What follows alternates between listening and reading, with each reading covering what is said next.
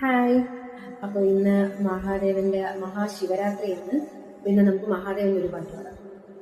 നാഗഭൂഷിത പദങ്ങളും ചടുല താളമോടു തിരുനടനവും ഭസ്മഭൂഷിത മുരസ്ഥലം ഹരിണ ചർമ്മവും മണിഗണങ്ങളും വാസുകി പരിവിശോഭിതം വിമല വക്ഷസം ഭവഭയാവഹം ചന്ദ്രശേഖര തെളിഞ്ഞു കാണണം അംബികേ മമ സദാശിവ നീലകണ്ഠ തവ നീലകണ്ഠവുമതിൽ ഉളഞ്ഞൊര ഹിമാലയം ഭൂമി ശോഭ വഴിയും കരങ്ങളിൽ ഡമഡമാരവ കടും തൊട് ശൂലപാണി